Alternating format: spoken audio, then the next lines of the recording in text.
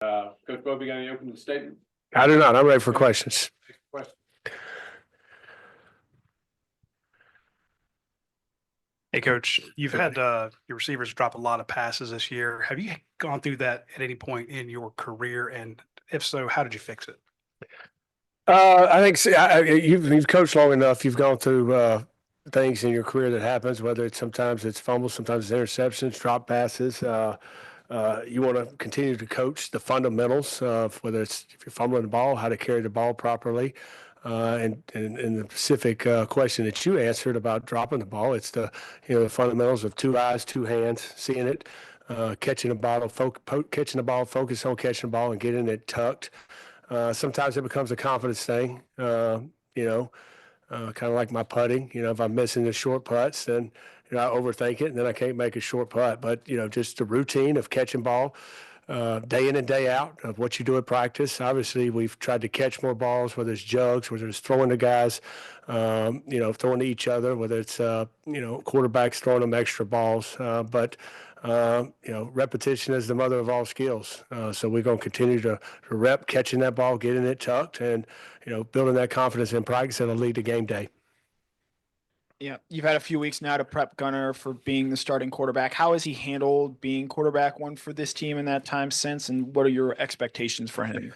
He's approached it just like he has all season. I can't say enough of the way he started the season and approached every game, which sometimes that's just words that we say you got to be ready. But his day in and day out, how he approached getting ready for the game as if he was the starter, I think has prepared him for this moment. If you asked me that last year, I don't think he had that same mindset.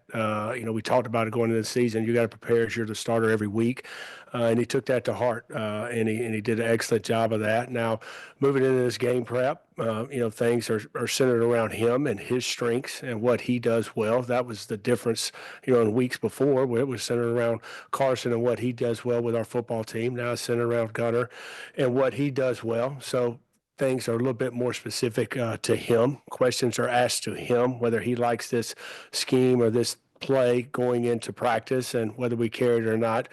We have those conversations where before it was with, Carson because he was the starter. So I think he's handled it well. He's preparing. He's getting ready to play a very, very tough opponent, a very good defense football team. Mike, can you take me back to halftime of the Texas game, how you approached, turning to Gunner, with 15, 20-minute window to get ready? Well, it's the nature of the beast, and in this game that we play football.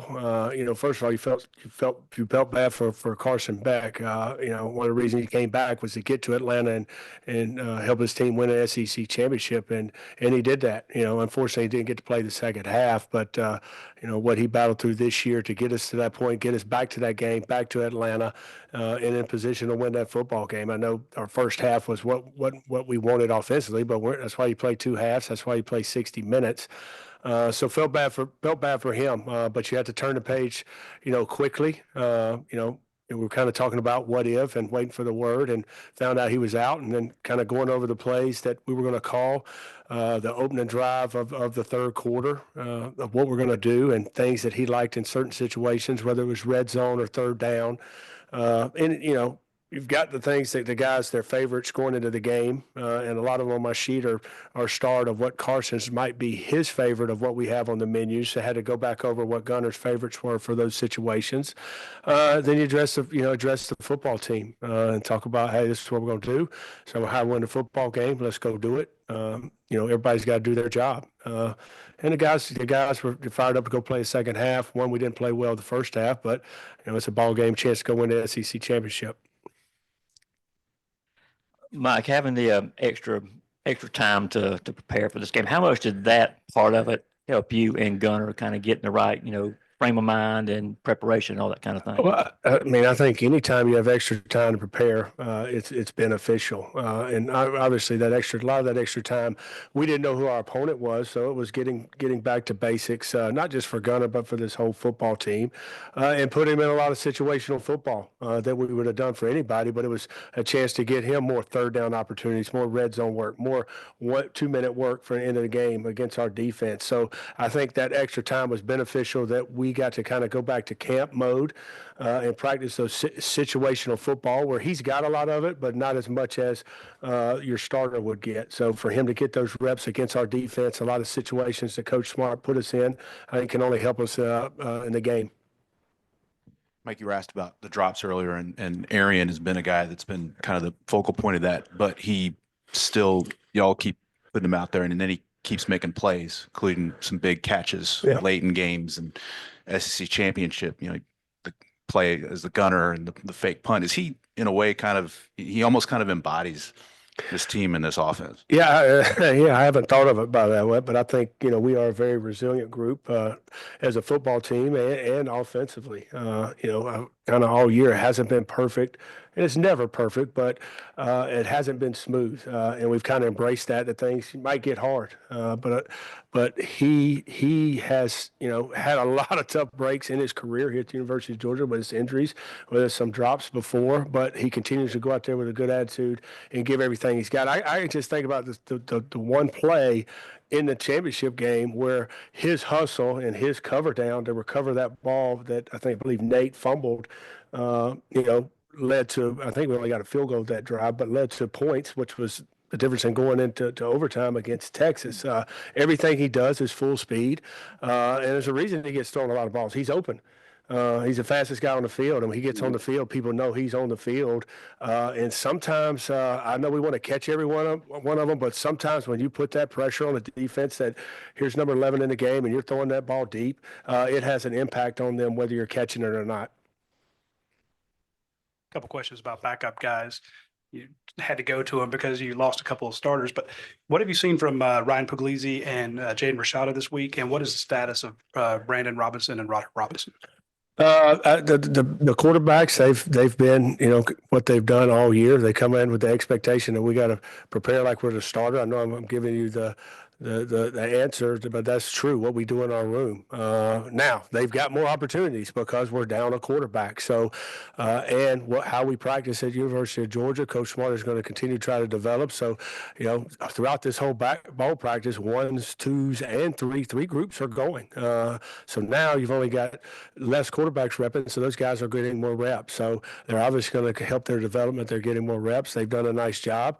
I think since day one to now, I don't even know what day we're on, you've seen good and bad every day. You're seeing less bad and seeing more good, and they've got to prepare because you never know, knock on wood, what's gonna happen in any given moment for those guys to prepare to get ready to play. And they're up there meeting with I think one of them is meeting with Coach Streeter, one of them has got a meeting with Coach Van Gorder here in the next couple minutes. So the expectation of how they got to approach every day, they're rising to the standard that we set, and they're doing a great job. As far as injuries, that's a question for Coach Smart. I'm not going to comment on any injuries. Yeah, Carson recently announced that he's declaring for the NFL draft. How would you assess how he played this season and sort of battled through some of the ups and downs he went through? Obviously, when you look at the stats, they aren't the same stats as the year before. But the goal is and you're in this league, is to win the SEC championship. And he was the quarterback of that team that got us to that game and put us in that position. And everything's not going to be pretty every game, but his resiliency throughout a game, whether it went good or bad, to overcome those things, whether of his own doing, of my doing as a play caller, of a drop or an execution, to be resilient and find a way to help us win football games in the fourth quarter, says a lot about our football team and him, the quarterback of our football team. We get into this society where we want everything to look perfect and look great. But I told him on several occasions, you're going to grow more, and you've proven more to me this year of your resiliency. If things not going well, and finding a way to win games in the fourth quarter, I think says a lot about him and this football team. Drew started a couple of games this season, I think it was, and obviously had a role in that fake punt. Were you able to enjoy any of that? No. I was, you're focused on your deal during a game, and then after the Auburn game, and realized that we played and beat Auburn. I know, anytime you beat Auburn, whether it's home or away, is huge. And that locker room, to share that moment with him was special. And then have a start the next week against Mississippi State. I really didn't share with him until after each game when I watched in the locker room and then when I watched the film. But proud of him and proud of how he works hard and he's a total team player. It's funny, the fake punt, I was upset that we're punting again and looking down at my sheet what we're going to do next, and I didn't even realize Coach had said, "Hey, we're going to fake punt." I really didn't even know Drew was the one that tossed it to him. Hartley hit me and said, "Hey, we're on offense." It wasn't until after the game that somebody said, Drew. Everybody kept saying, "Oh, your son with that pass." I didn't know what they were talking about. So it was cool to find out that it was a pass that he threw on that fake punt, which was a huge play in the game. And glad he executed and didn't screw it up. Then we'd have two Bobos everybody could yell at.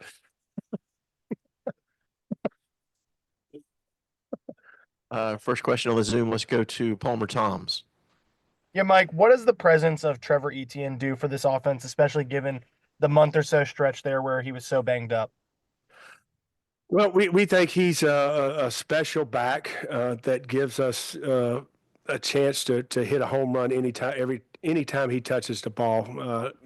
Nothing more evident than that the game Texas run a simple zone play. Their frontside defense end kind of stuck his head in the wrong gap, and he bounced it outside. It was an explosive play. It kind of got that drive going and got the offense ignited. So, you wish he would have been healthy all year. He's kind of he was in and out early in the year, and then the 4 or 5 weeks that he was out, hurts you a little bit, but that's football. The thing about Trevor that I love, obviously he's just been here 1 year, but he's came in here with the right mindset. He's embraced the team. He's embraced whatever Coach Smart's asked him to do, whatever I've asked him to do, whatever Coach Crawford's asked him to do. It was a time for him to go play. He plays, and he plays for his teammates, which he just got to know his teammates, 6 or 7 months ago. And that you can't say enough about what a young man he is. And I think that part, obviously, he's a great talent that can run and catch and out of the backfield and can be explosive for us. But I think how he handles himself and how he integrated into this culture of what Coach Smart has here at the University of Georgia says more about him and his impact on our football team than anything. Next question, we'll go to Bailey Burmaster. Hey, Coach, you've talked about things being tailored to Gunner more now, obviously, but I'm curious for you how your preparation changes and how you handle him versus how you and Carson went about things, because, no one athlete is the same. They don't approach things the same, and they don't take criticism the same.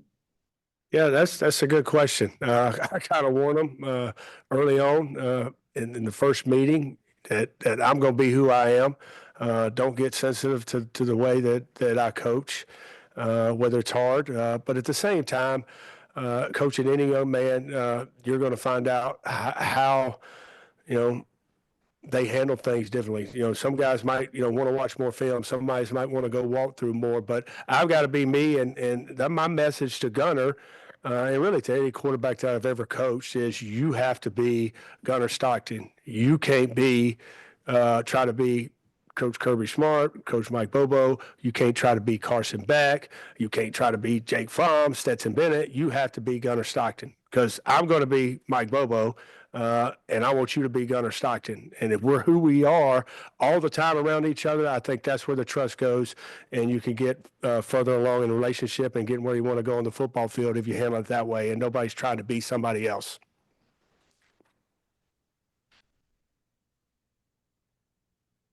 Next question, we'll go to Ted Lewis. Yes, Mike, you talked about Trevor a little earlier. Just this season, how much has he brought to your team? And I know it's got to be frustrating for Georgia to be 15th in the league in rushing. How do you overcome? What do you put your problems with that at? And do you feel like you've overcome them going into the playoffs? Obviously it is frustrating.